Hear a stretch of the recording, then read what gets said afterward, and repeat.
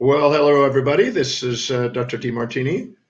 I welcome to my webinar, the live webinar, Discovering Your Hidden Assets and Transforming Your Potential into Actual Wealth. I see that we have people coming in from all over the place. South Africa, we've got them from Paris, Montenegro, um,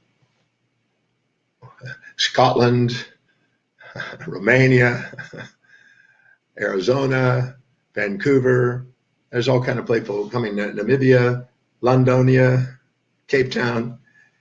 Anyway, first of all, thank you for joining me. I see that there's over 10,000 people that have signed up for this, and appreciate the participation. My topic, as I just said, is going to be on discovering your hidden assets and transforming your potential wealth into actual wealth. I have a feeling that that's a topic that people will appreciate. That's a hope anyway. And so I will speak for about 45 minutes to just under an hour, and then I'll do some Q&A. And then at the end, I will make an announcement about an upcoming program that I'm presenting, because I want you to be able to take advantage of that opportunity. And we'll just do everything we can to help you in your financial objectives now. So I'd like to start by saying that every individual, regardless of where they come from or whether they're masculine or feminine or whatever their age is, has a set of priorities, a set of values that they're living their life by.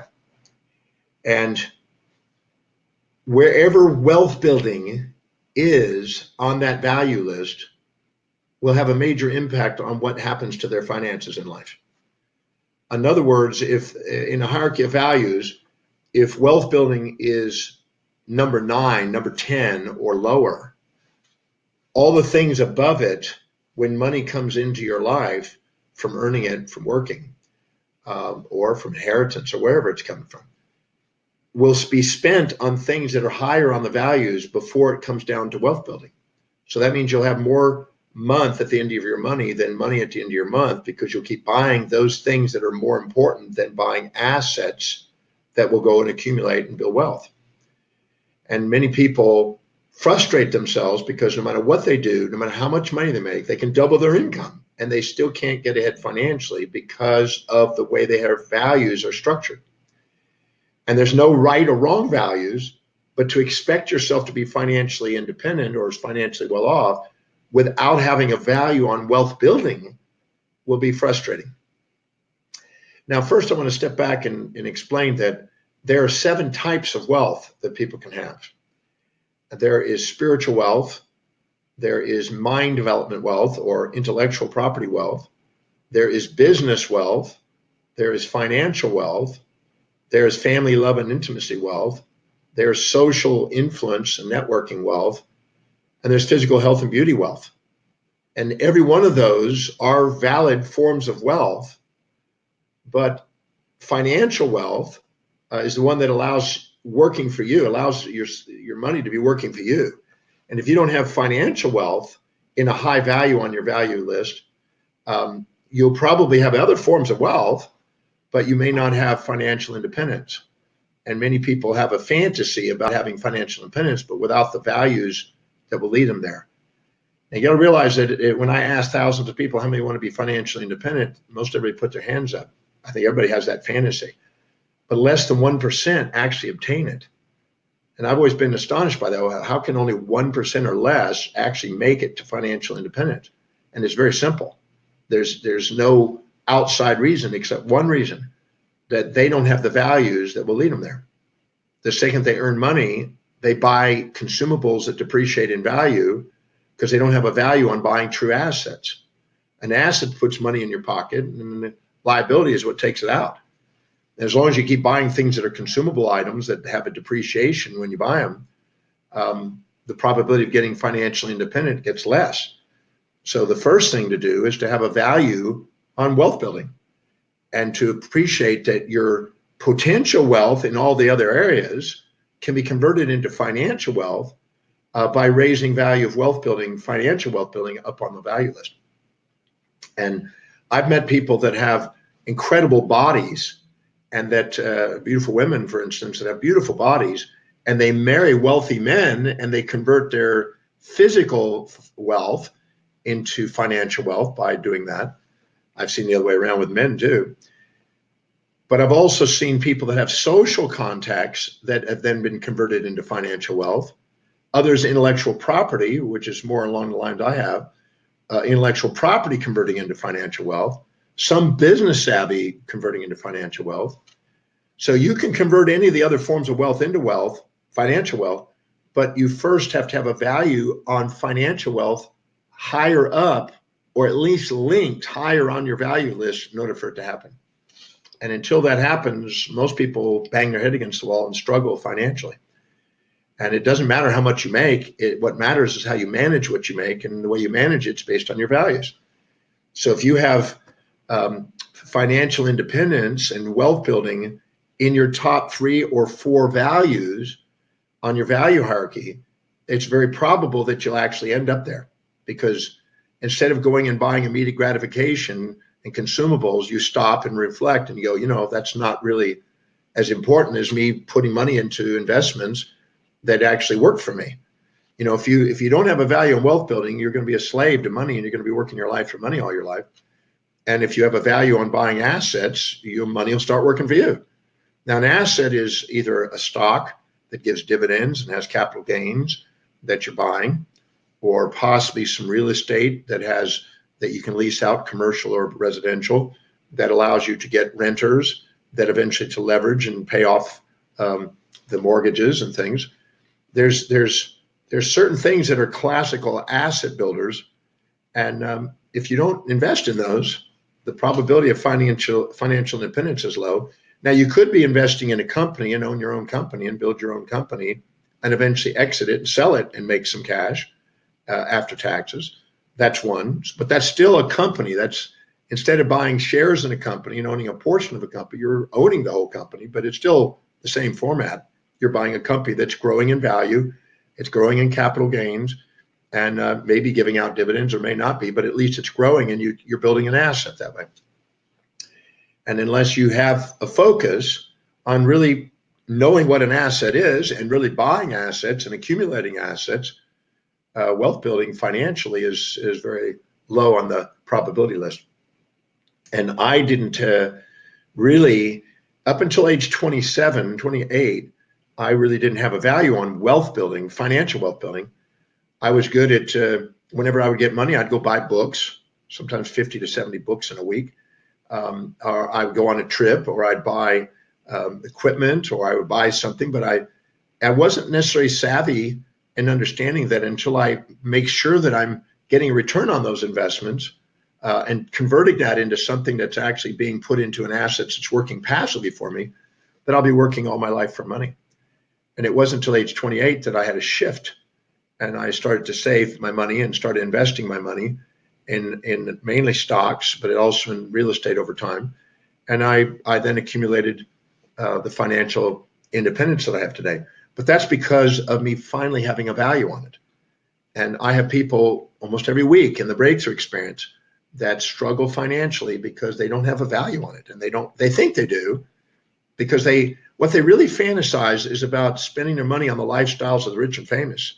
They live vicariously through other people, the Kardashians or something. And they think, oh my God, I'd like to have that life. And all they do is see them spending money. They don't see their actual investment strategies and how they save and invest their money. And if they don't, then they can end up living a great lifestyle and end up being broke. I actually met a gentleman that made $6 million in a year and had to borrow money to pay taxes at the end of the year. So it really doesn't matter how much he made, it's how he managed it. And what's interesting is that the person that was working for that individual as an assistant was saving 20% of their income and was closer to financial independence, even though they were making only like $40,000, $30,000 a year. So it doesn't matter how much you make, it matters what you do with it and how you manage it. And I found that as I saved and invested my money, the amount of money I received kept going up. Because when you manage money wisely, you receive more money to manage. And that's what happens. And I always say that money circulates through the economy from those who value it least to those who value it most. And if you don't have a real value on it, you probably are going to have your money handed over to somebody else who has a higher value on it.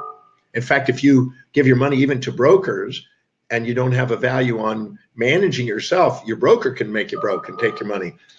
Not that all brokers are going to do that, but I've seen it happen because they have a higher value on building that wealth themselves than even yourself.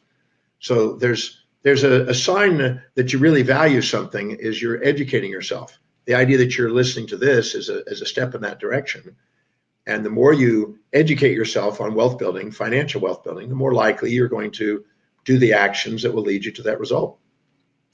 So I'd like to start also by saying that if you do the value determination process, which is on my website, drdemartini.com, if you do the value determination process on there, which is complimentary, which I highly encourage you to do, if you do that and you do it integrally and honestly and do it based on what your life demonstrates, it'll give you an idea where financial wealth building is. And normally I ask you to write 3 answers for each of the questions. But if you find out that when you're done that financial wealth building is not on the list, go back and do the same set of questions, but now put 4 answers on. And then you'll find out where wealth building probably is. It'll eventually show up on there. And then you'll look and you go, God, no wonder I can't seem to get ahead and I have no assets accumulating. I really don't have a high value on it. I have a higher value on buying things and living a good lifestyle. And I probably have an idea that, I don't want to save for rainy day. I might die before I ever get to use it. I mean, he's kind of thinking. But my experience is that if you manage money wisely and you start to buy assets, you end up with more money and you get to have more of a lifestyle in the long run than you would if you didn't do that. So, but if for some reason you find out that you do not have a high value on wealth building, there are 2 things that I can encourage you to do, and make sure you do these things. They will make a difference. Number 1 is make a list of everything that you've ever done in your life that you feel ashamed of, that you feel you've hurt somebody or you've done something foolish or anything that's self-depreciating. Write down what you've done. And then after you've made that list, and make this an ongoing list, write down how did it serve you and how did it serve the people that might be involved by whatever you did. And find out how it serves, because if you're carrying and accumulating shame and guilt in your life, shame and guilt make you compensate for it by doing altruistic actions, and you typically give things away and you buy things that depreciate and give your money to the people you buy things from or other people, and you rescue other people because they're reminding you of a part of you. And so by going in there and clearing out the shame and guilt, your willingness to receive and hold on to the money that you earn goes up. So please take the time to go through there and clear that. Foster Hibbard, who I used to lecture with many, many years ago, who worked with Napoleon Hill, all 3 of us came to that same conclusion, that as long as people carry around shame and guilt, their probability of them becoming financially independent goes down because they're not feeling worthy of holding on. They tend to want to give out altruistically. I said in the breakthrough experience that altruism is compensation for shame and guilt of the past, and narcissism is compensation for pride and self-righteousness of the past. And if you clear that out and allow yourself to be appreciative of yourself instead of judge yourself, you're more likely to say, hey, I'm worthy, and then hold on to the bit of the money and start to invest it. Because until you value, you don't expect the world to. And until you value, and until you live by what's highest on your values, the probability of you actually accumulating wealth goes down. So make sure that's that little exercise done. Next exercise is to sit down and write down what I call the 6 steps to wealth. These are 6 action steps that increase the probability of you having a value on wealth building. And the first one is writing down as many benefits as possible. I tell people 200 benefits, but as many benefits as possible, and just keep going until you have 200 of them, of how building a business that serves ever greater numbers of people. I'm always amazed how people think, well, I want to be financially independent, but they're not dedicated and focused on serving people. So I'm always amazed. Why is it they expect to have wealth if they don't have any dedication to serving people? And I think of Bill Gates. He's a billionaire, And I asked how many people have ever used Microsoft Windows. Every hand goes up in every country I speak in. Well, no wonder he's a billionaire. He's created something that served people. If you make a list of all the billionaires, or even centimillionaires or decamillionaires, you'll find out that they've doing something or have done something that served vast numbers of people. So if you don't have a value on serving people and caring enough about humanity to serve people, that's important. That's the first step, because if you don't have a desire to serve people, why would you expect to have money? Well, you might go and do trades and might earn money through leveraging yourself in trading, and that could be a value. So that is an alternative way of doing it to at least get the money started, but you still need to learn how to invest some of the trade money. But even so, in trading, you're actually serving people. You're distributing money differently and moving it into the hands of people that value money. But if you don't have a work ethic and a desire to produce and produce something that's a transaction, a fair exchange with people, a sustainable business, the probability of being financially independent is less. Doesn't mean it's not possible, it's just less. And working for other people could be useful, but working for other people, you'll pay the most taxes, you'll have the least amount of tax breaks, and you'll have probably the least amount of income unless you're at high levels of executive positioning. Number one is writing down the benefits of serving vast numbers of people. I spoke at a church one time and I said, if you're poor, it's because you don't care about humanity. And it really offended some people. And I said, but that's the truth.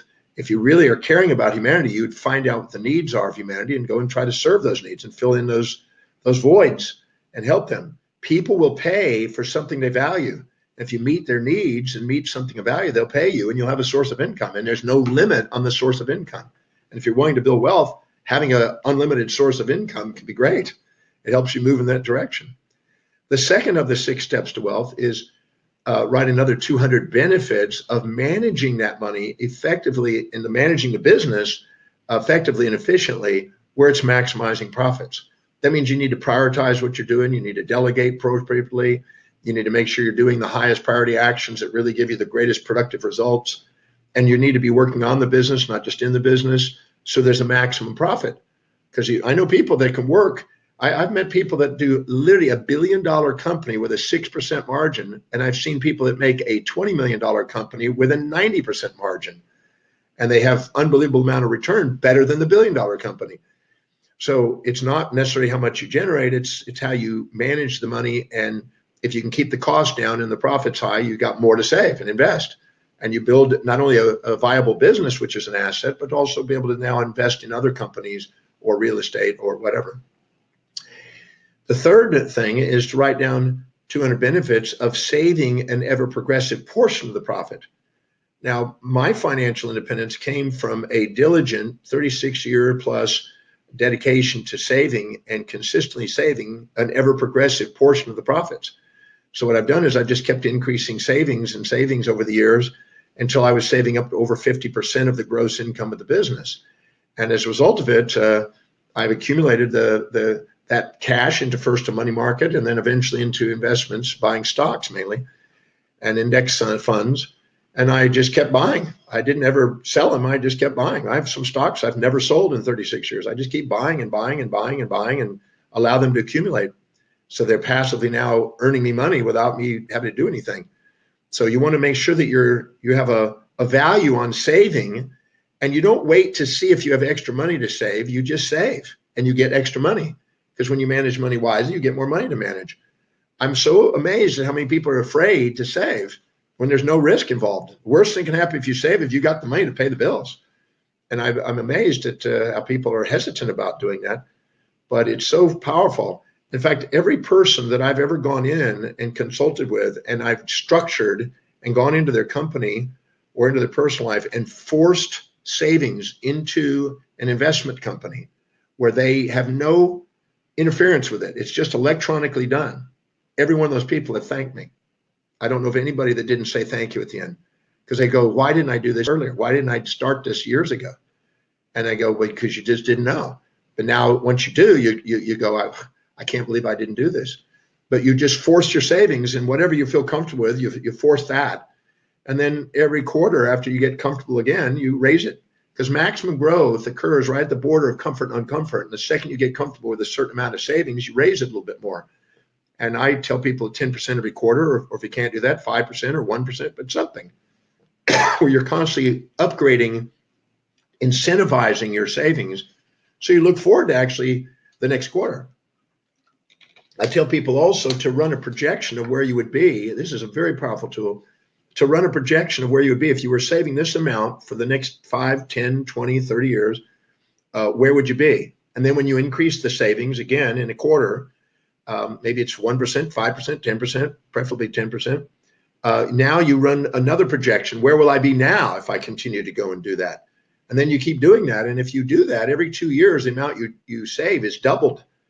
And so you're literally halving the time for your financial independence.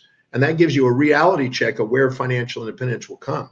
And so it's not a hope and a prayer. It's a very specific, duplicatable kind of science to get you there. You might have a few fluctuations with the market, but you're going to get there if you follow the format of that.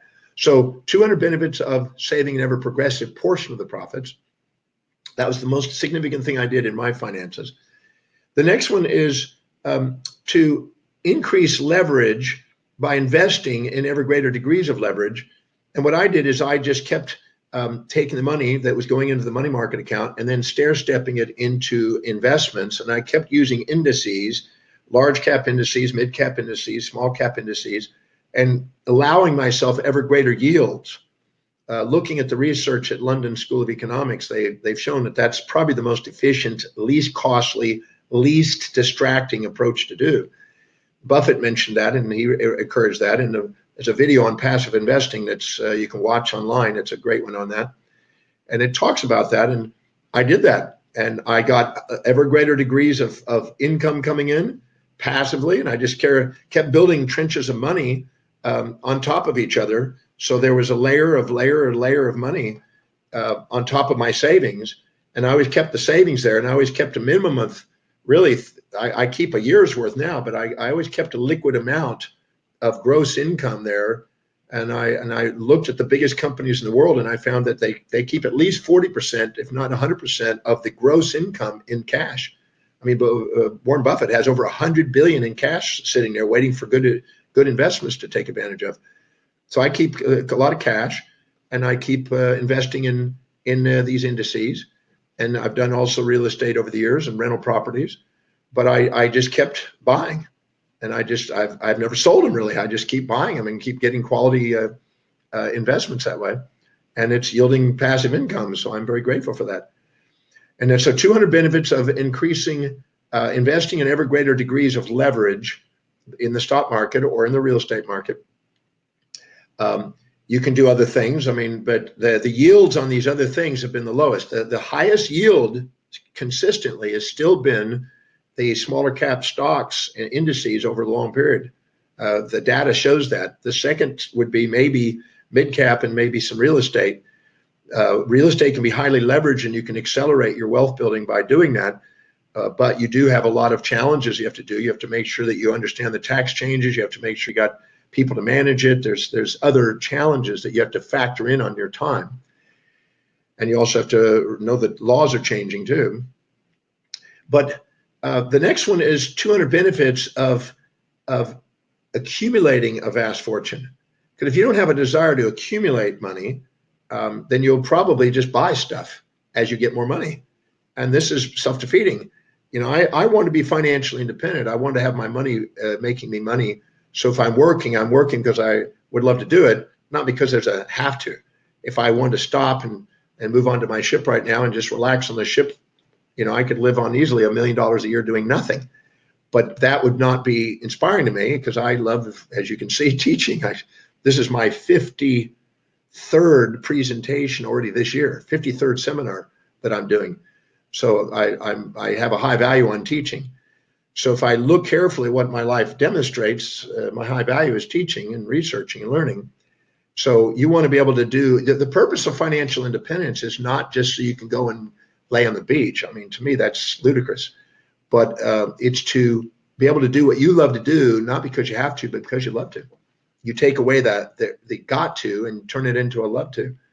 And then if you want to go and take time for the beach, fantastic. But I personally think that a life without meaning and something purposeful is not as rewarding as something that has got meaning to it. And just relaxing and doing nothing and having no meaning is, to me, that's not. I find people that do that usually end up going into their amygdala and end up drinking or partying or, immediate gratifications of sex and hedonism, the debauchery of the Wolf of Wall Street kind of thinking. I'd rather have something meaningful and build something that makes a difference in the world and gives meaning and inspires me and get up in the morning to do that personally. That's, to me, more important for wealth building. And the last one is the 200 benefits of creating a financial cause that leaves a legacy, something that actually is meaningful. What is it you really, really, really want to leave on the planet? You're probably not going to, unless, there was a guy that wrote a book in the 80s called Die Broke. And I don't recommend the book, but if you want to have a good joke, go read this book. It's basically how to make sure you die on the last day of your life without any money left. You die at that last day. You make sure you die without any money. You've spent your money and lived your life to the fullest with your money. I think that's insane myself, but I'd rather have more money left over and go do something with it even beyond my life and still have a great life along the way. But he was trying to calculate exactly when you're going to die and how much money to spend and how much to save, just so you could make sure you die broke. But I guess that's important for some people. But, I think that, you want to have some legacy that you want to leave on the planet. Most people have a yearning for immortality. They want to have their children live beyond their life as a physical immortality. They want to have their business live beyond their life. They want to have money more than their life. Something left over they can pass on perpetuity. They want information to be passed on, their knowledge. There's an immortality yearning for people, and I think finances is a wise one to pass on. I don't see any reason why you can't accumulate wealth and have a cause for it. And it may be some charitable organization, maybe educational. I think education is the wisest. But because robbing people of accountability and just giving them something for nothing is usually backfires and causes resentment and disempowers people. I've seen it. I consult with people all the time that have no accountabilities and they have money and then they end up, being hedonistic and immediate gratifying and squandering it, rags to riches to rags when that happens. I think having a cause is greater than yourself is important, and it gives you a reason for building more wealth. So those 6 steps to wealth, 200 benefits of building a business that serves ever greater numbers of people, managing the business where it's more effective and efficiently so it has more profits, saving an ever progressive portion of those profits, consistently increasing it, investing in ever greater degrees of leverage so you're earning more return as you build tranches of money and layers of money, having a desire to accumulate money so you have a reason for it, and finally a cause of what you want to leave on the planet, possibly when you pass or while you're alive, some philanthropic objective that you have, because it's rewarding to do that. It's very meaningful, and it can make a difference in the world that way. And instead of just giving it back to the government, which they may use it in a way that's not inspiring to you, use it the way that would inspire you. And then allow yourself the great life. I always say never raise your lifestyle unless you're willing to raise your savings and taxes equal amounts. And that way you've earned the right to raise your lifestyle because you're saving and you're paying your taxes to keep current with it.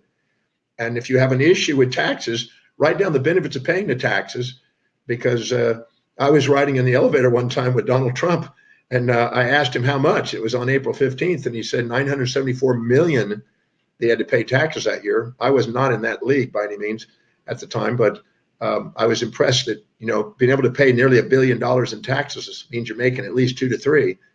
And that was pretty interesting. But I'm not against tax. I just pay them weekly, set it aside, never think about it. It's their money.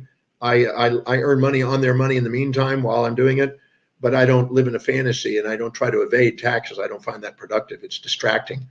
One of the greatest tax authorities in the world, I had chat with him, and he was saying that he spends a lot of time and money with a lot of people trying to avoid taxes and do things creatively or whatever. And he says they end up spending just about as much money doing that as they do just paying the taxes. And they end up with less calmness and more anxieties doing it. But I'm a firm believer that you don't want to pay unnecessary taxes, but at the same time, you want to pay the taxes. If you're going to live in a country and you want the resources and the opportunities that the country brings, contribute to the people. There's nothing wrong with that. It's great. Now, as you do this and stack up these benefits, you don't stop until you see your behavior change. So I don't know how many it's going to take. I tell people 200, but you're not writing down the benefits. Please get this. Do not write down the benefits of spending the money. Don't write down, well, the benefits of actually building a business is I can buy that yacht, or I can have that fancy car, or I can have that fancy house, or I can have those nice clothes, or I can hang out with different people. That's not the benefit of building a business. That's the benefit of spending money. And if you keep writing benefits of spending money, you'll keep spending your money. And you won't invest it. Make sure it's the benefits of those 6 things. That's very crucial, because otherwise you're just working against yourself. And you're now stacking up a reason for a fancy lifestyle instead of actually the things that actually get you there. And what's interesting, the people that are always wanting the fancy lifestyle, the people I've known over the last 35 years, they're always fantasizing about the fancy lifestyle. They didn't get it, most of them. I've been blessed to have the lifestyle that a lot of people wanted, only because I was methodical and I was consistent and I was ritualistic about saving and investing my money, and just kept doing incremental increases on it. And I ended up having the lifestyle that some people, I get to travel the world and I get to meet amazing people, and I get to have those things that people say they want, not because that was priority. That was a byproduct of being methodical and going and serving people and having a work ethic. If you don't really have a work ethic, or you don't master trading, and even I'm going to say something, there are many people out there that are doing great in the trading world, Forex trading, options trading, etc. And that is a way of earning money, derivative money off of other types of trades. But if you're not setting some of that money aside and you're relying on that, if something ever happened to you, since it's an active business that you're actually doing to make that money, if you don't put the money aside and put it into these other forms that I mentioned, you may not have a passive investment, and you still may not reach financial independence. So whatever the source of your income, whether you're doing trading or whether you're earning it through raising a business, which I advise because there's a meaning there, because there's a non-zero sum game when you do it by running a business in a transaction, and a zero sum game more when you're doing trading. It's to your advantage to make sure you still set money aside and invest it. Because if you don't invest your money and have it work for you, you'll be working your money for money all your life. Now, there are people out there that have had difficulties. They're in a job and they're trapped sometimes in a job, they think, because they're not inspired by their job, and then they're making just enough money to get by, and they make maybe a little bit of savings or whatever, and they're in this rat race. Well, what I can tell you is, whatever the job you're in, make a list of the job duties and responsibilities you have, make a list of them, and then link them. How specifically is doing this going to help you get where you want to go? What is highest on your value now and your wealth building? Once you've done the 6 steps to wealth, then link it to that and see how it's going to get you there. By doing that, if you put your heart and soul into that company, you're more likely to get opportunities, promotions, income that goes up. And whenever you do, instead of raising your lifestyle, stick it all into savings and watch what happens. Almost everybody I know that's increased their saving ratios have gone, thank you, I've got more opportunities coming into my life. And eventually you have enough capital where you realize, you know what, I could be an entrepreneur. I'm confident enough to take on those things. And but I would not go out and be an entrepreneur until you put a little business plan together. I tell people in master planning to make sure you put the business plan together before you jump. Don't go jumping into a net or a place that has no net. Think it through. Be smart and plan out a business that really serves people that you know will produce income, and then work your way towards that and turn your current company possibly into a client if possible, and go and do something that allows you a greater degree of leverage. Like I said, if you work for other people, you're going to pay the most taxes. You work for yourself, you're going to pay less taxes legitimately. And if you invest, you pay the least taxes. In America, we only pay 20% taxes, long-term capital gains. So once we get it in investments, if we never spend it, never close those investments down, there's no taxes. But if we actually do, it's only 20% tax. We cut our taxes in half. So the faster we get into investments, the less taxes we have to pay. And because the government rewards people to invest in themselves and build their wealth, so the government doesn't have to rescue them. They're giving incentives for that, not just because of capitalism, not just because they want to give to the rich. It's they're trying to not make a bunch of socialistic people dependent on the government, which costs the government. So what they do is they incentivize people to save and invest in every way, real estate investing and also buying stocks. So it's to our advantage to take advantage of that and put our monies where we pay the least amount of taxes legitimately, because it's trying to reward us to manage ourselves wisely so the government doesn't have to rescue us. And the people that don't do that, they have to be rescued by the government. They're putting in the least amount of taxes and they're taking the most out. And the government is trying to keep ahead too. And so we don't realize that if we don't manage our money wisely, we're making it harder on our government and harder in our own situation. So follow those 6 steps. I promise you those are wise. And appreciate the job you have now, because when you appreciate what you got, you get more to be appreciative of, and see how it's the stepping stone to the next thing, because the job's not a mistake wherever you are. It's a stepping stone. But if you don't get clear about what you're going to do as an entrepreneur, you're going to be there. So you might as well appreciate it. Either go do what you love and delegate things, or love what you do through linking. I say in the breakthrough experience, I tell people, until you manage your emotions, don't expect to manage money. And you're not going to have a lot of management over your emotions unless you're prioritizing what you're doing and living by what's meaningful to you and going after what's really inspiring to you as far as a career. That makes a difference. So whatever you do, how much money you make, take a portion. And when I started, it's interesting, when I started back in 1983, I was afraid to save $200. I was a doctor and I had all these bills and I had loans and I had all this stuff on my back. My wife wanted a house and we needed a car and furniture, and I was just buying stuff. And in the process of doing it, I really didn't have a lot of savvy on the wealth building yet. And but I started savings, and I did $200 a month because I wanted to make sure I had at least an IRA at the end of the year. And then in 3 months, I got comfortable with that. And I realized I didn't miss that. It didn't affect me in any way. It seemed like more business came to me. People took me to lunch, and instead of me paying, they paid. And every time they would pay, I would immediately put the difference into savings, because I found that that's extra money. I also learned from Jim Rohn to carry whatever you want to make in a day in your pocket. And believe it or not, I still do that to this day. I carry what I want to make in my day. So if I want to make $1,000 a day, I carry $1,000. If I want to make $10,000 a day, I carry $10,000. And I got it all the way up to $30,000. And people thought, well, why would you carry that kind of cash around? It says, because it's a psychological game. When your tank is full, you feel more fulfilled and you draw more to you. And when your tank is empty, there's an old proverb that was said in the Babylon, richest man of Babylon, when thy purse is full, more money enters thy purse. And when thy purse is empty, more money jumps out. And so I kept what I want to make in a day in cash. I didn't spend it. I just kept it there, psychologically feeling that the tank is full. And then I started to save an increasing amount. I went to 300, then 500, and then I went to 750. And I remember when I hit 1,000, I was going, whoa, I could be a millionaire someday in 34 years.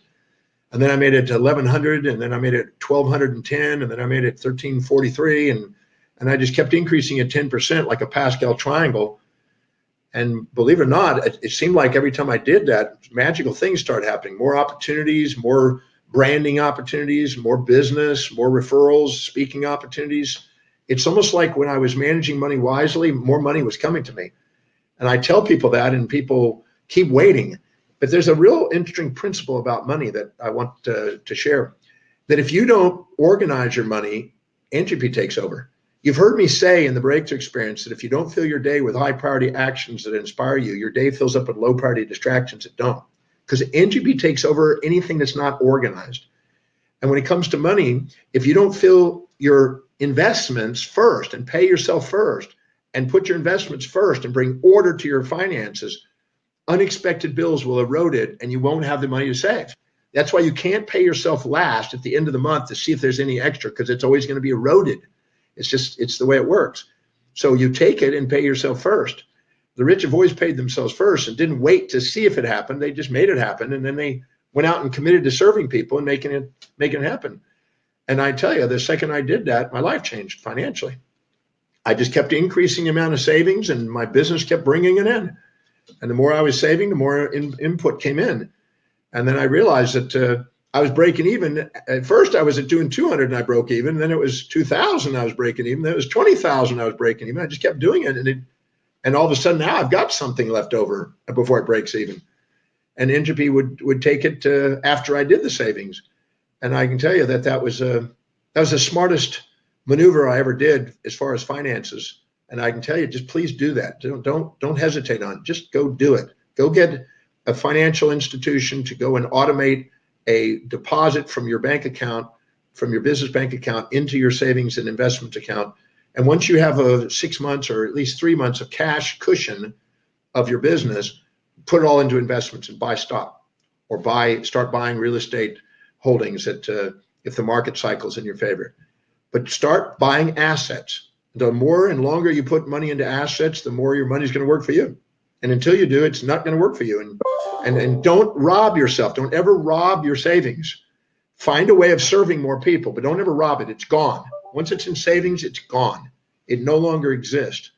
And it's not allowed to be touched. And unless you're buying an asset with it. You have to have that discipline. Otherwise, you just keep robbing yourself, start over, and you're losing time. And compound interest is your friend. Compound interest is one of the greatest things, as Albert Einstein said, we have. And if we don't use it, we're throwing away. We're working twice. No, we're working geometrically harder by not using compound interest.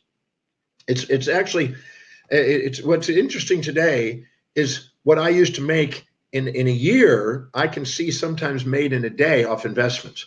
And it was interesting. I couldn't even imagine that at one time in my 30s or 20s. It was just like, whoa, is that even possible? And I remember meeting a gentleman, an extremely wealthy gentleman. He told me, he says, John, if you just stay doing what you're doing, you're going to end up wealthy as I am, if not more.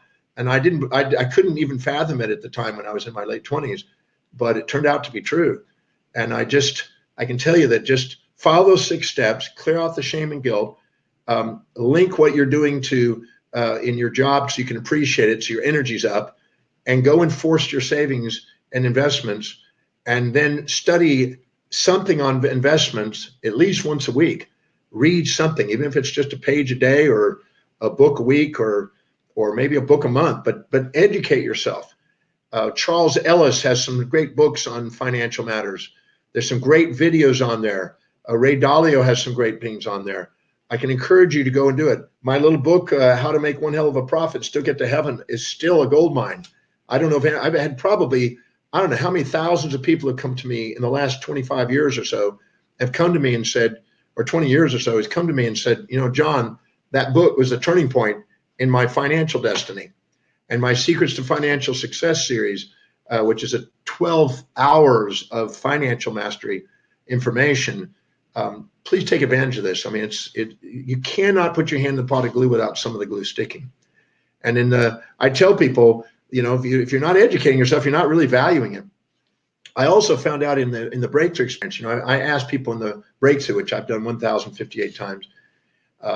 When I ask them, I say, how many want to be financially independent? Everybody puts their hand up. And then I ask them how many are, and there's a little higher percentage than the general populace there that are there. But I'm amazed how many people will be embarrassed by the idea that they're 30, 40, 50, some of them are 60, and they can't seem to get ahead. And I said, all right, well, let's make a decision now in this course that we're going to change that. And I start giving them tips on it. There are 10 things that I'd like to share with you that if you don't know these, then you're absolutely committed to not being financially independent. I guarantee you. If you don't know these 10 things, these are the absolute bare essentials of being financially independent. So you might want to write these down as I'm saying them. I explained this in the breakthrough experience. Number 1 is, what are your total assets? Go through and look at every asset you have. And if you were to convert it into actual cash conservatively, what would that asset be? You got to be really truthful about what that is. Ground yourself. A lot of people are afraid to even know that because it's embarrassing and they don't want to look at it. And it's painful. And so they don't want to look at those things. But you need to know what your assets are. The second thing is you need to know what your liabilities are, if there is any. Now, if there's no liabilities left and you're older and you may not have liabilities, but if you're young, you probably have some liabilities, mortgages, car payments, things of this nature. But what are your liabilities? Third is, what's the net worth? Your assets minus your liabilities. And you need to know what that is so you know where you're starting. Because if you don't know where you're starting, you don't know where you're going, and you don't know how you're going to get there, it ain't going to happen. It's a mirage. It's a miracle if you expect. But once you know what your net worth is, the next thing is, how much do you actually want to live on passively per year? That's an very important decision. I remember getting asked that when I was 28 years old, and I thought, well, I want at least a 6-digit figure. I want at least $100,000 a year. And at that time, when I was 27, 8 years old, I thought that was, at least passively, that was decent. And then I realize now that that's not much, but at the time it seems adequate. But I wrote that down, $100,000, and I said, okay, the next question, now that I know what I want to live on passively, and that was then, not now, I then asked, okay, what is the average interest rate I can earn on my investments? What can I get as an average yield with my knowledge? If I put it in a money market, I might get 2%. Or if I put it into stocks, I might get 6%. If I put it in mid-cap stocks or larger, smaller cap stocks, I might get 7, 8, 9%. If I put it in real estate, I might get 6%. If I could leverage it with renters, I might get a 9% or 10%. What is it that I think I can get? And be conservative. And with all of the knowledge you have and all the investments you have, what would be an average yield you would get? You need to know what that is so you can run projections. The next thing is, what is the inflation rate in your country? Because you need to know that you're going to be going up against inflation. And that's the printing of money, fiat currency, that's going to dilute the value of the dollar. And unless you have real estate or other items, that's going to be diluting some value of the dollar value of what you have, the value of a stock or whatever. So you need to know what that is. And then once you know what that is, you need to know is how much total net worth you need, factoring in that inflation rate and that interest earning rate to give you that $100,000 or whatever that amount is. So let's say you wanted to live on 100,000, you had a 6% interest rate you could earn, a 5% inflation rate, and now you got, okay, I need $1.6666 million earning 6% to give me 100,000, and then I have a 5% inflation rate on that, which is $83,333.33. So I add that up, and it comes out $1.75 million earning 6%. Allows me to get this kind of objective. So now I know I need $1.75 million today to live $100,000. But wait a minute, my net worth may be $100,000. So I'm now short $1.65 million. So I got to have $1.65 million somehow by tomorrow. How do I do that? Can I sell my body? Can I rob a bank? People start coming up with all kind of wild things to do. No. You're going to have to come up with a strategy. Because if you don't have a strategy, you have a fantasy. And a fantasy leads to a nightmare when it comes to economics. So what are you going to do? Are you going to earn that all in one day? Are you going to earn half of that in 2 days? You're going to earn a quarter of that in 4 days? You're going to earn a tenth of that in 10 days? You're going to earn 1/100th of that in 100 days? How long is it going to take you to get to that amount? And the longer you go, the more you got to factor inflation in. So let's say you want to give yourself 15 years or 14 and a half years to get to that amount. But by then you got to have the cost of living is going to double. So now you need $3.5 million in 15 years to give you the $200,000 equivalent of the time with inflation. So now you go, okay, I need to save $20,000 a month average through the next 180 months. And I'm there, but I'm saving $200 a month. I'm short. So I got to come up with a strategy to get me there, which is the next thing that's important. And then I found that when I first looked at that strategy when I was 28 years old, I was overwhelmed, and I was just literally having a headache and a jaw tightness. So I thought, man, do I really believe I can do this? This is overwhelming. And then I thought, I'm going to have to go and earn more income. I got to save more income to get this goal, but I'm only able to do 200 right now. I need 20,000 a month average. Maybe I can start out lower and eventually go higher and earn my way as I go and get more efficient as I go. And I believe that was possible. So I created what is called the forced accelerated savings and investment technique. And that changed my life, because I went 200 to 300 to 500 to 750 to 1,000 to eventually 1,100, 1,210, 1,343, 1,464, 2,000, 4,000, 8,000, 16,000, 32,000, 64,000. It just kept going up.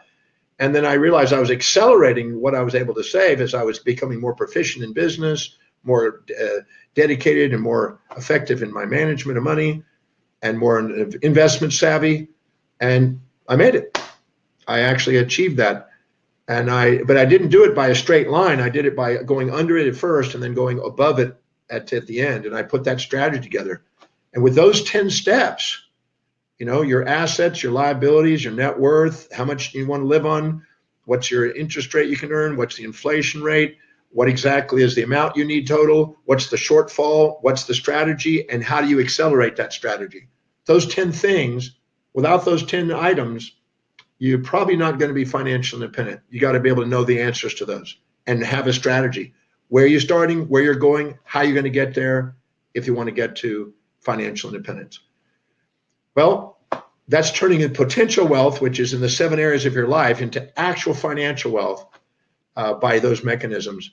And I believe now I can do some questions, Q&A, and hopefully that little bit that I gave you was a good reminder or a wake-up call, etc. And know that, when I talk about it in the breakthrough experience, if you can't manage your emotions, Warren Buffett said, until you can manage your emotions, don't ever expect to manage money. And if you can't manage your highs and lows and take your prides and shames out and your infatuation resentments, because if you infatuate with people, you'll sacrifice them economically. If you're proud, you won't listen to people and meet the needs of people, and you won't earn the income. And if you're feeling shame, you'll feel guilty. And again, you'll sacrifice by consumerism to make you feel better by living through other people's values and their brands. So learning how to manage your emotions and learning how to neutralize those, which is what I do in the breakthrough experience, is an essential component of wealth building. And doing and clearing all the baggage you have on yourself that's making you feel unworthy of being what you want to be in life is essential. And that's what I'm doing in the breakthrough experience, doing the Demartini method on yourself and doing it on the people that you know are very powerful, and owning the traits of those powerful financial people will accelerate your wealth building. So I tell people, come to Breakthrough and do that.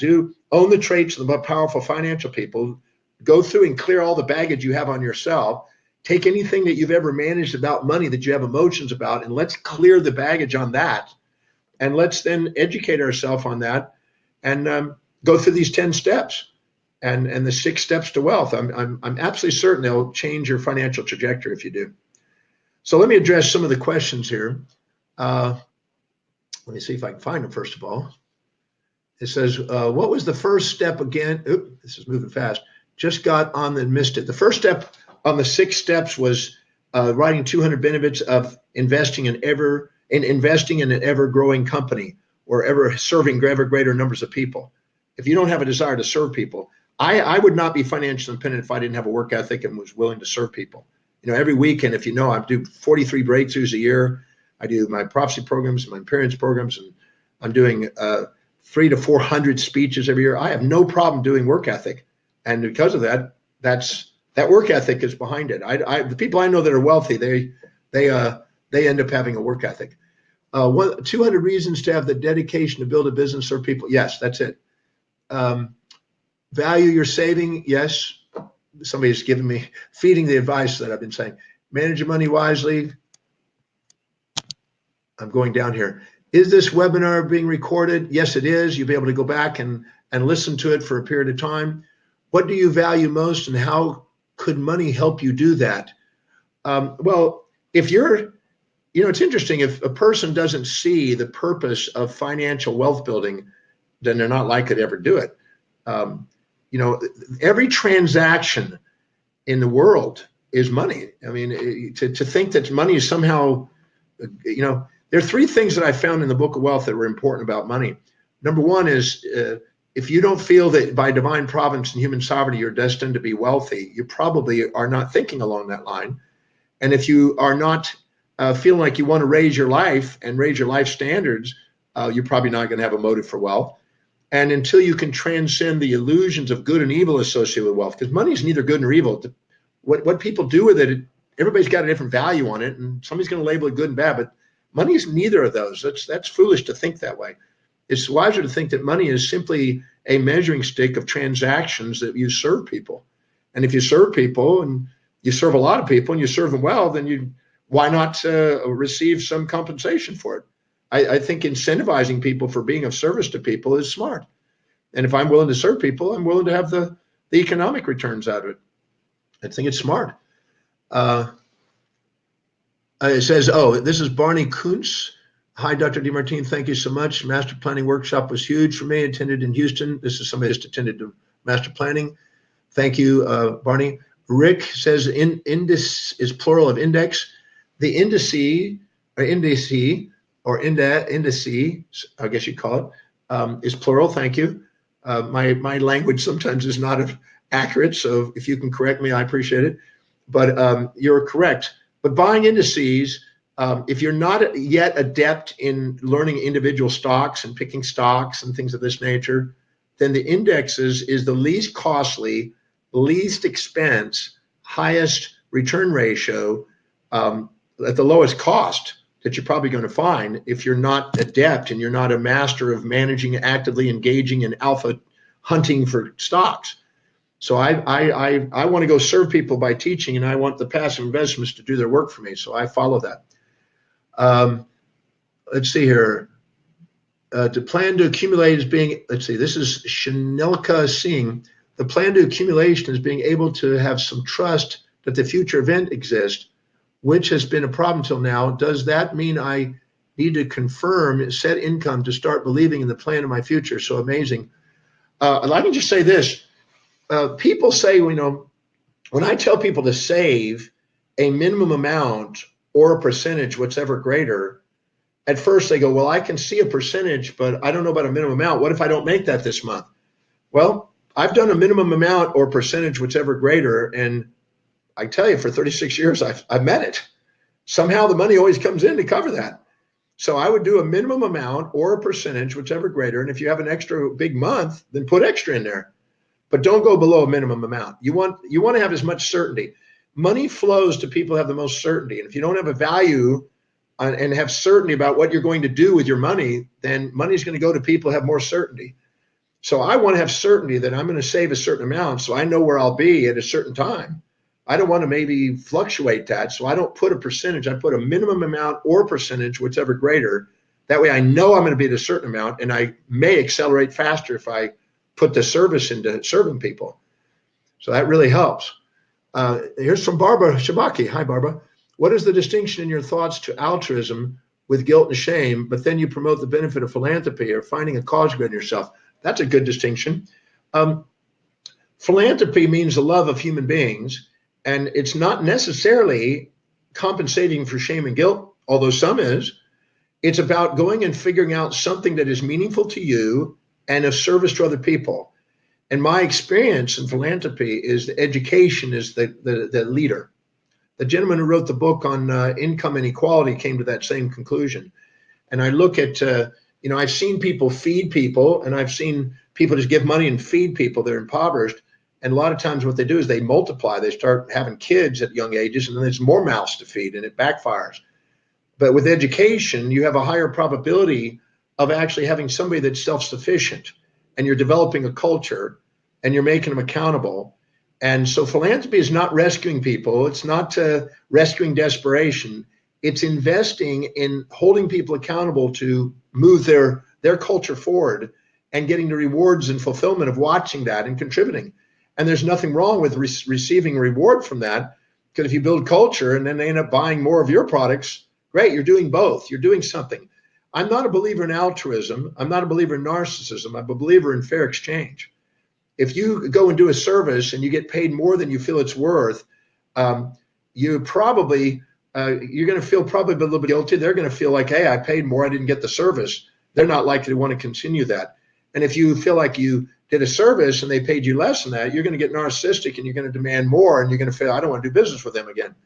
But if you have fair exchange, where altruism meets narcissism, and you're and they're both having a win out of it, that's the most sustainable state there is.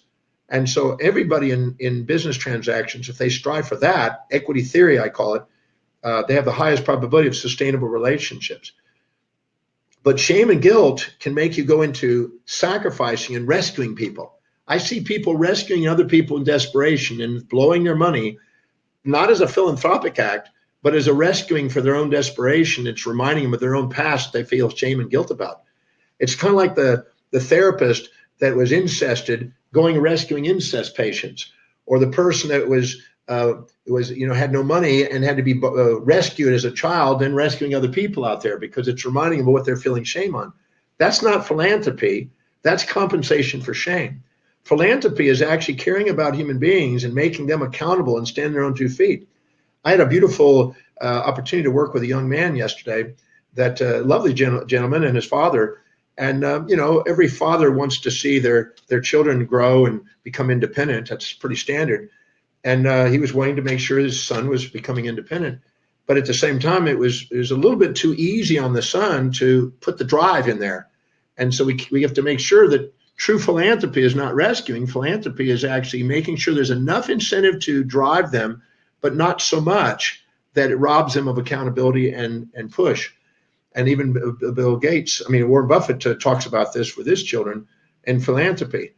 Giving them something for nothing, it backfires. So philanthropy is not rescuing desperation. It's not giving somebody just out of need, giving them money. It's making sure that they're growing human beings, that the love for the human being in the long run. And they're making them self-sufficient and growing in self-worth and not robbing of dignity, accountability, responsibility, and productivity. That's an important component.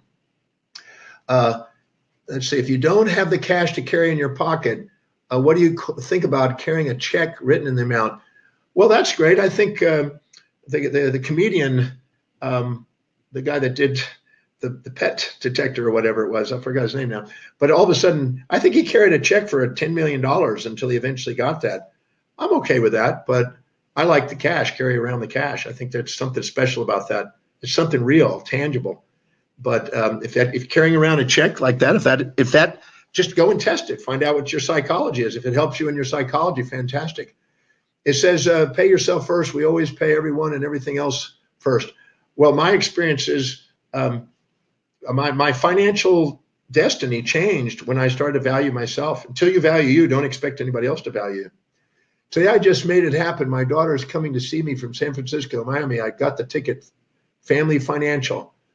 Sylvia Brownlow Burris says this.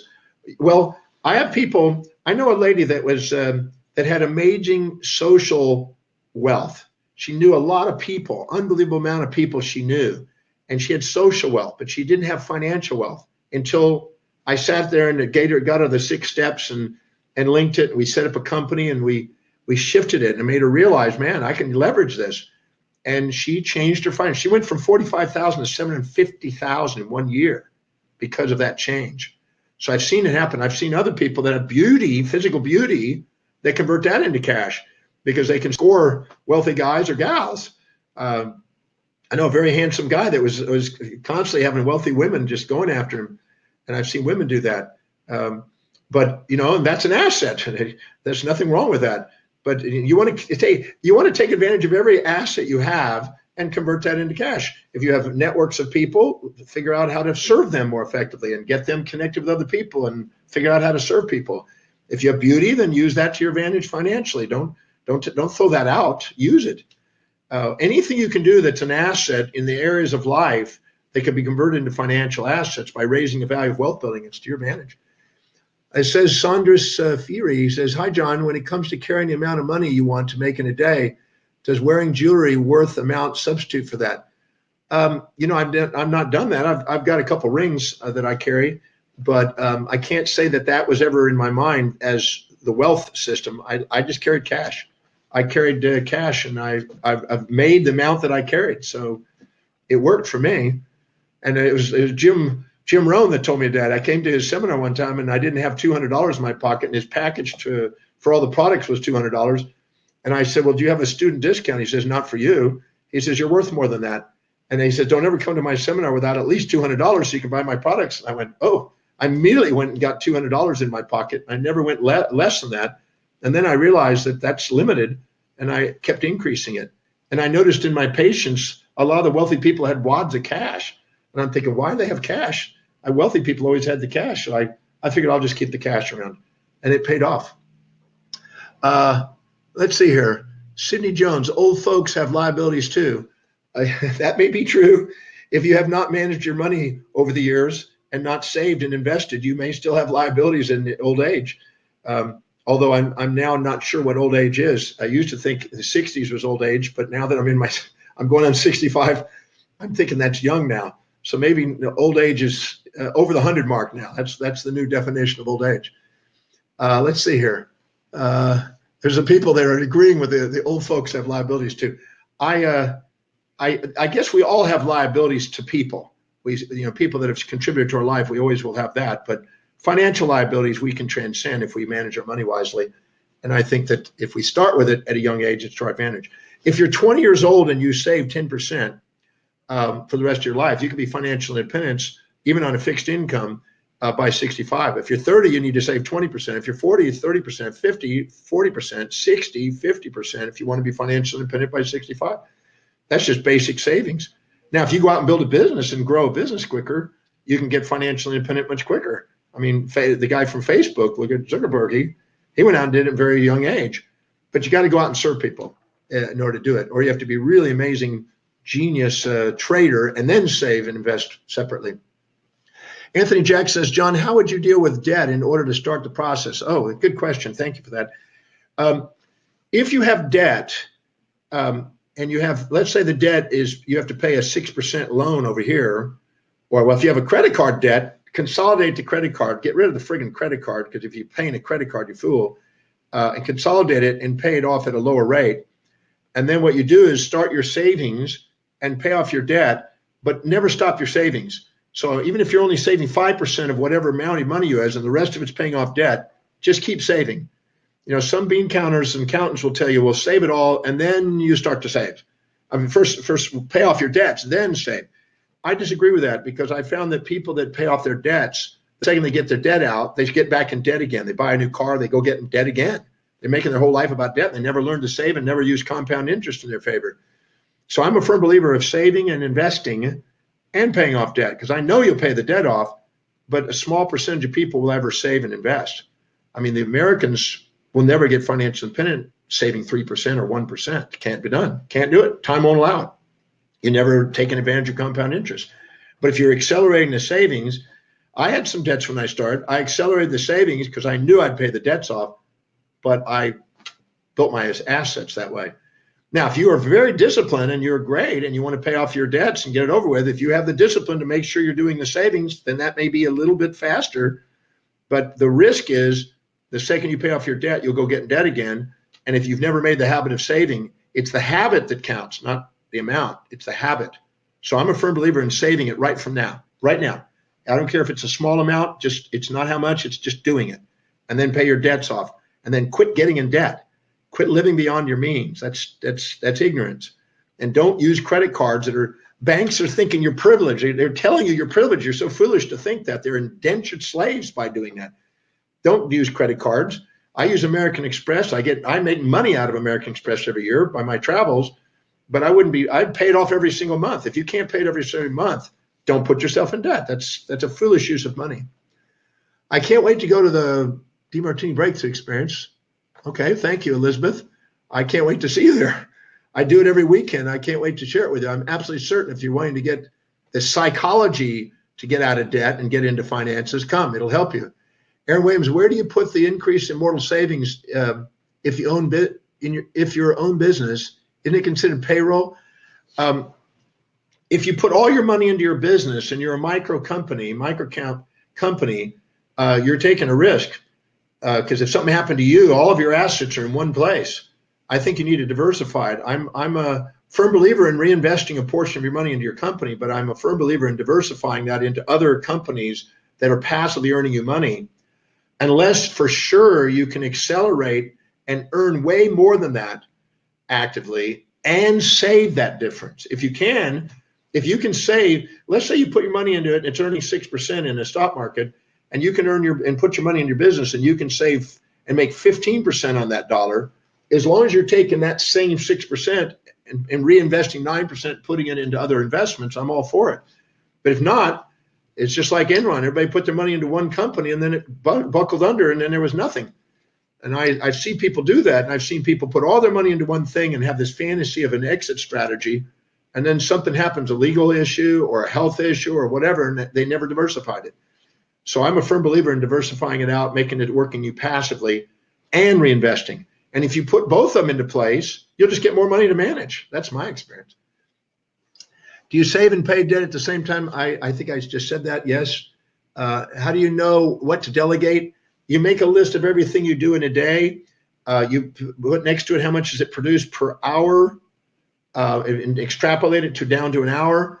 Then you find out how much meaning it has, then find out how much it costs to delegate it, all costs, not just their salaries, but all costs, and then how much time is spent. And if you go do that chart, I assure you, you can look at that and realize where you're majoring and minoring and majors, because the ones that produce the most, when I was in practice, I realized, even though I went to 10 years of college nearly to go and be a doc, I realized that actually sitting there in a cubicle and being a doc was costing me.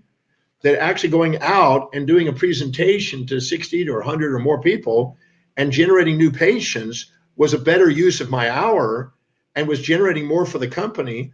And then hiring doctors to do some of the clinical work was a smarter maneuver, because I looked at that sheet that I just mentioned, what I did and what I produced per hour, and that was the most productive thing I had. So I had to be honest with myself, and that was interesting to finally realize that. And I delegated some of the doctoring out, not all of it, but some of it. How do I stop having fear and anxiety about saving and not having enough money for the next month? Force your savings at whatever amount you know you can do. If you can start with $5, start with $5, $10. I had people started $10 and they built it to 100 and then 200 and they built it up. And it took them an extra year to get up where it was decent, but so what? It was the amount they started with, and they just kept building it. So start it. Don't, if you're sitting there focusing on debt, you're focusing on your problem instead of solution. Go focus on serving people. Go put your energy into how do I serve people more effectively and efficiently every day. And that's the solution. Focusing on debt is the problem. Focusing on solution is the solution. After years of studying and neutralizing emotion, do you still need to do this for yourself on a daily practice? Absolutely. I get my buttons pushed periodically, and I need to use my method, the Demartini method from the breakthrough experience myself. I definitely have my buttons pushed. Sometimes I'll get to an airport and they'll say, oh, sorry, but we've got a delayed flight. And now it misses a whole series of flights. And I get my buttons pushed. And I'll try my best to see if I can get the supervisor there or call the owner of the company to immediately come there on the spot and fix this. And if that doesn't work, I get my Demartini method out and I solve that. And I do my own breakthroughs. That happens, yes. I'm a human being, and whatever level you're at, you're always going to be promoted to the next level of incompetency, and you got things to manage, and that's the growth process. Don't ever think you're going to be done. As long as you're green, you're growing. As soon as you ripen, you rot, as they say. So I get to work on my own method regularly. Hi, John. After years, I did it.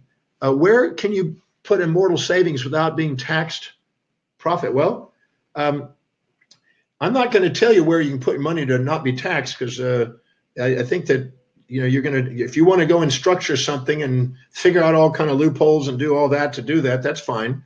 And if you want to leverage tax write-offs and do that and get complex about it, that's fine.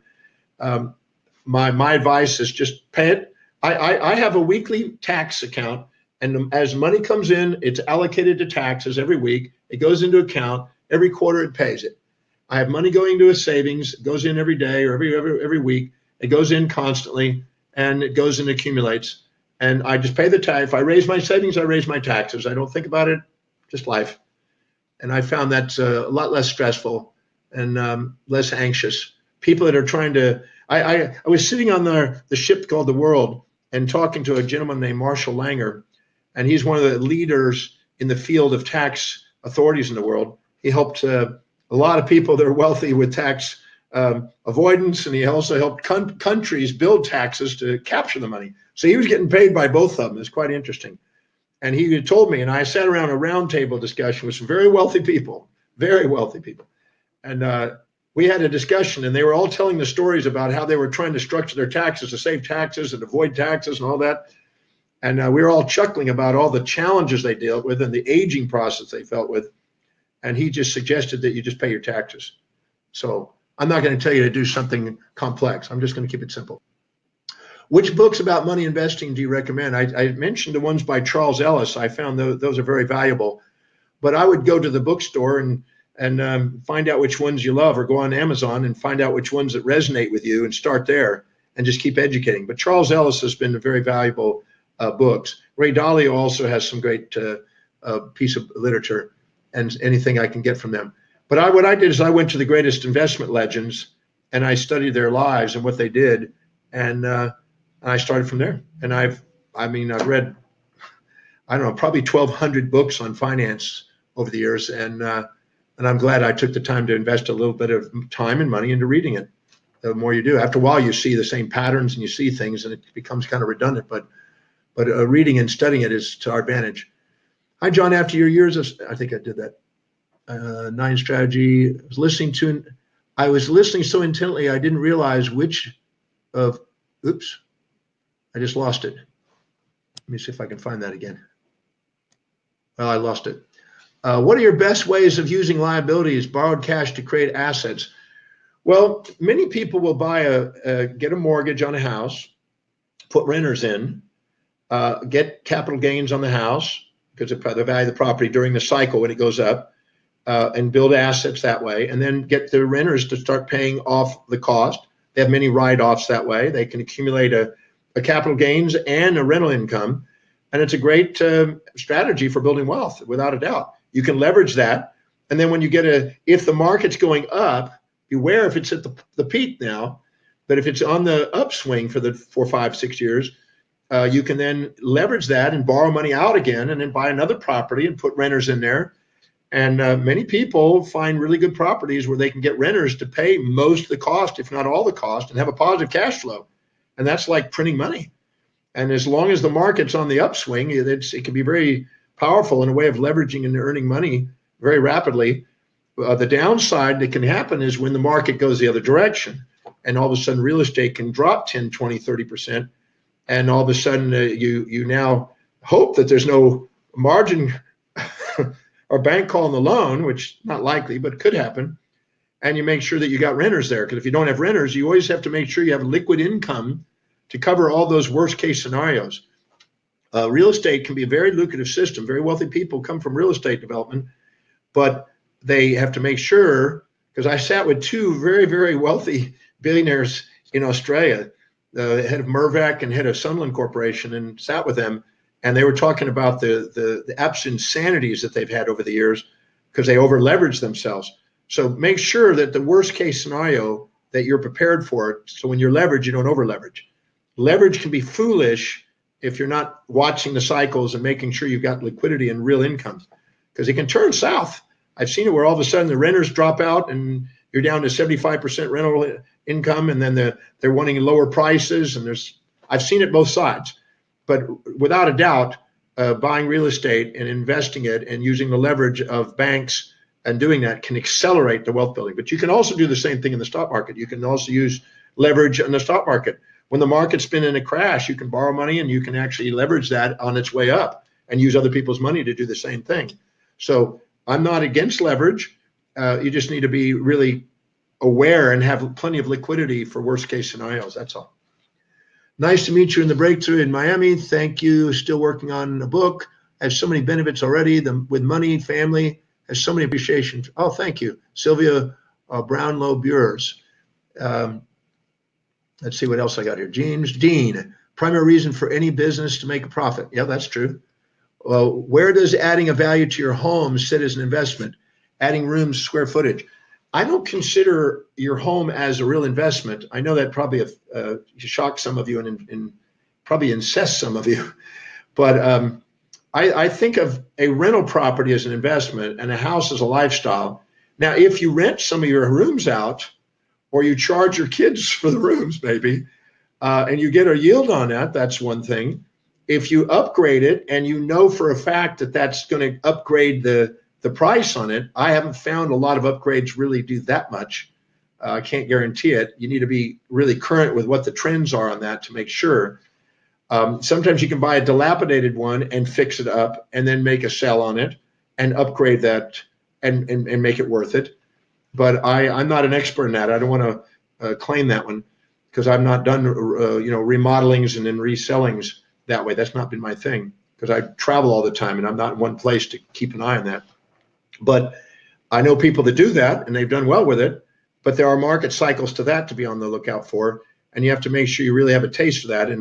And I would have to say, and I know this is going to sound gender biased, but I think the female has some advantages in this area. There's something about the nest and the female in the homes that they have it. That's, I think, why more real estate agents are females sometimes.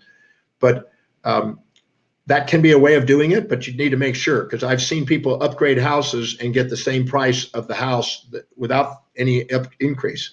Because it's what the buyer buys. That's what If they don't care about what you think is an upgrade, doesn't mean anything to them. So it's based on what you can get.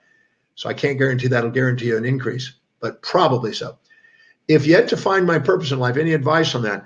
Look at what your life demonstrates, stick to what. In Breakthrough, I'm asking people what their values are, and I'm getting as objective as I can, and then look at what the top value is. That's where your purpose is. Your life demonstrates your values. So you got to look at what is your life demonstrates, and then build around that. People are looking for lofty fantasies as a mission statement instead of looking at what their life demonstrates. Mine is teaching. I teach every day. And so it's simple. But some people, they're comparing themselves to other people, and they're thinking, oh, it should be all these things. And they're injecting all those values and clouding and clarity of what their life demonstrates. Stick to what your life demonstrates. That's where your power is. What are good stock market companies to use for saving and for index? Well, it's not so much a stock market company. It's investment companies or investment firms or houses or institutions that in America, there's Fidelity, there's Merrill Lynch, there's many companies. I use Schwab because I use a discount. It costs less. And the reason I do that is primarily by looking at how they store their assets. Because when I look back in 2008 and in 2000, I looked at Bear Stearns and I looked at many of the companies that were out there. And I saw that many of them were highly leveraged in major derivatives. And there was a house of cards, and there are a lot of gambling people. And I actually got to speak to some of the investment companies, to the people, the brokers. And I was frankly blown away by how many of them were gamblers and speculators, not investors. And they were doing it with your money and taking risks and buying things that would help make sure they got the cash. And not all of them are that way, but I was astonished at the ratio and how many of them were actually in debt and living beyond their means and living the fast life and doing drugs. And I mean, it's crazy. And I thought that that's not where I want to put my money. I want to put my money where it's conservative and they've got plenty of cash on reserve, and the company, no matter what happens in the market, is not likely to be affected and down. And I want to make sure I put my money where I could guarantee that there was a cash reserve there. And I cut the cost down, because if you're paying, when I first started investing 36 years ago, somebody was trying to sell me a front-loaded mutual fund that was actively traded with a 2.5% cost. I didn't know any different. I thought they were just telling me what was wise. I realized that if I was only making 7% and I'm paying 2.5%, and then they're buying and selling, and I'm paying for all the trades, and then I'm paying short-term capital gains, my net yield was about 2 to 3%. And I'm thinking, this is insane. That's not really to my advantage. So I got a little smarter as I went along, and I realized I want to keep those costs down and not do so much of the trading, because I'm eroding the principal. And a lot of people that are actively engaged in alpha hunting trading is not necessarily beating the index over long term. I can't guarantee it is. And finding that, I looked at the stats on 1,000 different money managers, and I didn't see stats beat the index over time. So I thought, I'm not going to do that. I'm going to keep my costs down. I'm going to put my money into it, keep the turnover down, and buy quality companies. And I'd rather buy a company that serves people than a gambling speculative company that we don't know if it's going to be there, and IPOs and speculations. I'd rather do something that's I know is serving people and investing in people that serve people. I'm conservative. So I'd rather get there, not gamble to get there. What if you feel you can't afford to lose in the stock market because of already in your 60s? Well, right now the stock market is definitely above the mean, and so I could understand that. I keep a lot of cash reserve right now, but the stock market will have a dip, and when it does, it'll be good buys there. So I'm not. I wouldn't say the stock market is bad. If you don't have liquid capital, the stock market goes down, it goes back up again. The stock market has consistently gone up over the years. It has periods where it's flat and periods where it seems to go down, but overall it goes up. And so as Warren Buffett says, I just keep buying stock, and I've been doing the same thing, and I can be grateful for it. I had a 10-year period there where it didn't seem to be going up much at all. And what I was grateful for is that I bought for 10 years cheap stock. And then when it did go up, man, a whole lot went up. So it doesn't matter. I just keep buying assets. But right now, I agree. Since Trump has been in there for 2 years and a few months, the stock market has been ridiculously above the mean. And so there's not as many There buys, but there's not as many in the overall market right now because it's overpriced, in my opinion. That's just my opinion. Doesn't mean that it's totally true, but I look at the margin accounts, they're too high. Look at the price earnings, they're too high. Look at the valuations, they're overpriced on some of them. So I'm just on the sidelines right now with the cash, waiting for a good dip. There was a dip in December. It didn't go down deep enough to go below the mean as far as I was concerned. So I'm riding it out and waiting for another good dip. And I have no problem keeping cash temporarily. No problems at all. I wait for something that I feel certain about. Let's see. Some of the steps you were describing in terms of building serious wealth take 20 or 30 years. If you're 55 and broke, where do you start? Well, you could you could consider starting a company. It depends on your age, but you could start. 55 is not too young to start a company. Too old, I mean. You could start a company and build a company and build a great thing in 5 or 10 years. You could do amazing things with it. You could invest in learning how to trade and invest. I know people that have taught people how to trade in the Forex, and that they've done amazing jobs. And there's some really ones that have done really great with it, with the various trading systems, and they've earned money. As long as they're saving and investing that's a great way of doing it. But you got to have the right mindset. You got to be really most of them come to the breakthrough experience because they realize how valuable that is at the breakthrough experience, to not have emotions run them. And that's important, to not have emotions drive you crazy, etc. So, yeah, you can do that, or you can go find out somebody who's really wise at it and see if you can't partner with people that are investing and leverage with other people's monies and do investing. But I wouldn't take on too much risk at that age. I'd make sure I'd educate myself and make sure I was on track with it. Let's see, I got one last thing, and then I'm going to have to get close up and share about what the opportunity is. What are the best books you read on investing, stocks, indices, and real estate? I think I've already said that on the indices. It's Charles Ellis and Vogel. Those are the two guys. In real estate, I don't know. There's a bunch of books on that. There's some lovely people that I've had the opportunity to speak for. That Paul Smith, who's in he's in Scotland. He's a very bright gentleman. There's also a gentleman named Rob Moore. There's many of them that I've met over the years in various countries that have helped people in finances when it comes to real estate. And it's not so much books, but you can get them online, and they've done a lot of service. I know Paul serves a lot of people, and so has Rob. They've served a lot of people out there. But I don't know. I've read many books on the real estate. But what I did is I had a mentor that was in the Gold Coast of Australia that really did it firsthand, and following along his guidelines was very valuable. So finding somebody that has been there, done that, and has got a mentorship could be useful. Reading books and getting a mentorship, I think, would be very valuable. So I think I've covered quite a bit today. I hope that this is a turning point for some of you. Please consider what I've shared and apply it. I'd love to be able to answer more questions, but because of the time, and I have another event going on after this one, I just want to say thank you, first of all, for being with me on discovering your assets and transforming your potential into actual wealth. I mentioned the breakthrough experience, and so I want to make sure that I share with you. You know, people say, well, why would I go to the breakthrough experience when it comes to financial matters? Without a doubt, Warren Buffett said it beautifully. Until you can manage your emotions, don't expect to manage money. The two things that destroy wealth is getting cocky and thinking you're invincible and over leveraging yourself and then getting nailed, or feeling so much fear and anxiety that you're afraid to take action.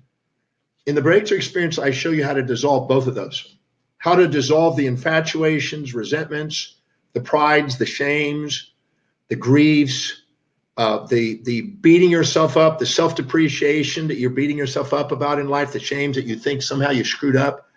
I show you how to take any emotion and dissolve it and turn it into thank you, love for yourself, appreciation, inspiration, enthusiasm, not excitement. It's a different. Mania is not enthusiasm. Enthusiasm is a poised state, and more certainty and presence. I reproduce that, and I make everybody go through a method, the Demartini method in the breakthrough experience, to show people how to get to that state so they can have their executive center come online. They can manage their emotions. They can stay strategic and focused on what they value most, and they can go and do something they really want to do and set goals that are congruent with who they are.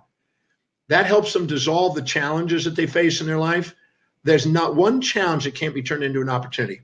I've yet to see anything in the breakthrough experience that people have brought me that we can't turn into thank you. And I've seen just about every imaginable thing that would shock you. I'm certain about that. And then also wealth building, there's a number of things that can interfere with wealth building.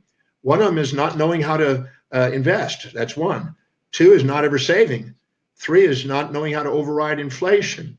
Four is not knowing how to grow the yield that you can get by stair stepping. The other one is making sure that you have a stable relationship, because your relationships, if they're in a blink and you haven't communicated what you value in terms of what they value and haven't honored their values to your values, and you haven't done the Demartini method, which I teach you in the breakthrough experience on your relationship, you could build a great fortune and it going into half just by one divorce. So I teach people how to make sure that they build their wealth by not screwing up their relationship that way. And also, if you're living by your highest values and you activate your executive center, you'll clarify your vision and your mission. And I want people in the breakthrough experience to have that. I want them to be inspired by a vision. I don't want them to require motivation. I don't need motivation to do what I do. And so many people think, oh, I'm a motivational speaker. I am not a motivational speaker. If you call me that, I'm going to pop you. A motivational speaker is somebody to get you to do something that's rhetorically persuaded by them to you and what makes them fulfilled. An inspired individual is somebody who lives congruently with what they value most. That's what the breakthrough experience is about. It's not a rah-rah. It's not standing on chairs and shouting. It's not listening to a bunch of music and thinking you're feeling good and get high and get dopamine fix so you'll buy product at the end. It's a very methodical, consistent science on how to master your life and help wake up a natural born leader in you. And I love doing it, and I've been doing it now for 30 years. Next month will be 30 years. And it's one of the most inspiring things I get to do 43 times a year on average around the world. And I want to be able to help people empower all areas of life. To me, a mastered life is one that has, I set out when I was 18, I wanted to be able to wake up inspired genius and original ideas that serve humanity. And I know I've accomplished that. I wanted to also make sure I had an international business. I've accomplished that. I want to have financial independence. I've accomplished that. I want to have a global family dynamic and a global relationship dynamic, which I didn't want to live in a little suburb somewhere in the outskirts of a town and that kind of life. I wanted to have a global life, and I've created that. I wanted to have social influence. I've met over 2,000 celebrities and leaders in the world, and I know that that's because of the principles I teach in the breakthrough experience. And I want to have a vital body. I'm 65 almost. This year will be 65. And I usually work circles around most people. And it's because when you're doing something you love to do and you're prioritizing your actions and you're doing what you love, you have more vitality at the end of the day than when you started. And there's absolutely no reason why you can't have an inspired life that way. So that's what the breakthrough experience is about. For people to want to go and empower all 7 areas and to be able to take whatever happens in their life and turn it into an opportunity and be able to stand on the shoulders of giants, not in the shadows of anyone. And I work in that program for about 26 hours, and it's full on. And I want people to get the information that's there. Owning the traits of the greats and learning how to not subordinate to people is a gold mine. And learning how to be prioritized and to stick to priorities to get momentum building so they can build up their executive center and go and not have to require motivation is crucial. So I could go all day on the breakthrough experience, but if you want to build wealth, the breakthrough experience, I'm absolutely certain will help you. There's stories, and there's people that have actually probably sent in emails today on this list here of people that have done that have built wealth in their life because of the breakthrough experience. It changed their financial destiny. Their self-worth went up, and they gave themselves permission to do it. And you can't hang out with people that are doing that in that setting and hang out with me without some of that rubbing off. There's no way. You can't do it. You can't put your hand in a pot of glue without some of the glue sticking. And if you're wanting to do that, any question in the program that you want to address in any of the areas, I'm there for you. I love helping people break through their stuff. It's inspiring to watch, and get to do it every week. I was in Los Angeles this week. I get to go to Melbourne, Australia, and then the next week I'll be in Serbia after that. And then I get to go to Johannesburg to do it. And every week is different. Last week was London. The week before that it was Dublin. Week before that was Tokyo. So I feel pretty blessed. Or Sydney, pardon me. Then Tokyo was before that. And if you want to join me in the breakthrough experience, if you're ready to to take your life to another level, then just know that we want to incentivize you to come, because I know you'll say thank you at the end. But we give a 10% special discount on the early bird, off the early bird's price. So if you look at the prices, every month that you go towards the date, the prices go up. On the last day of the seminar, it's at the highest price, but the lowest price is if you make a decision, because we want to incentivize decision makers. And if you do it today, when this live seminar, you get 10% off on top of that early bird. So that's the best price. And if you do it now with this, you'll get Alchemy of the Mind. Now, Alchemy of the Mind is the Demartini method. It's the method that I've developed that they're now doing research at Keio University in Japan on. And right now, it looks like they're going to be doing some research at Prince Edward Island possibly on that, because this method is a gold mine.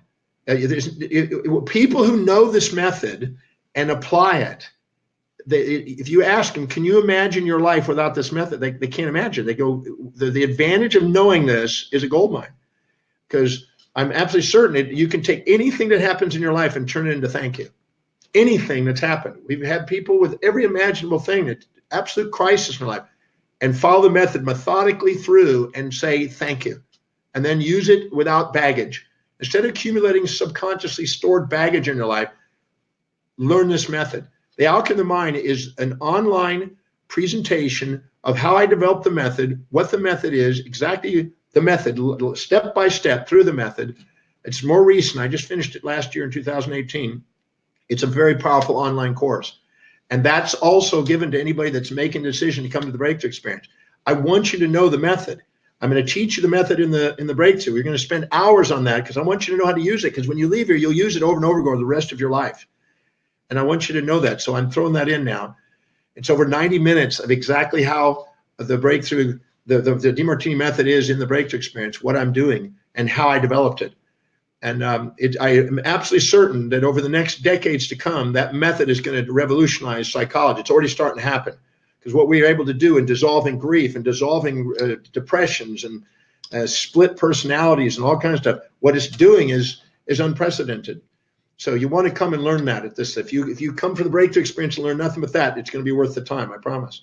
So come to the breakthrough experience, take advantage of the special offer. You get 10% off right now off the early bird price, plus the Alchemy of the Mind, which is the method. And you'll watch that multiple times. I promise you, you'll use it. It's powerful. And just come and join me, and take advantage of what I just gave you on this webinar on finances. There's absolutely no reason why you can't change your financial trajectory. Maybe you're up in age, and maybe you have to accelerate. Maybe you have to start a company.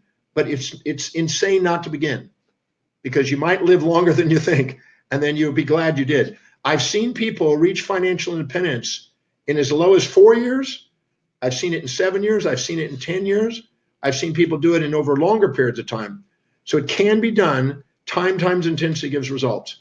So if you want to build your financial wealth building, please follow what I shared and take advantage of the breakthrough experience. Just go and sign up today and just join me wherever we are, whatever country it is. Find it. Go on a vacation and visit there. It's an investment, and it'll pay off. I promise you. You're going to learn. I ask people at the end of the program, how many of you learned something this weekend you could have gone your whole life and not learned? Every hand goes up, because it's something unique. It's not something you're going to get anywhere else. It's my life's work. So sign up for it. Come and join me.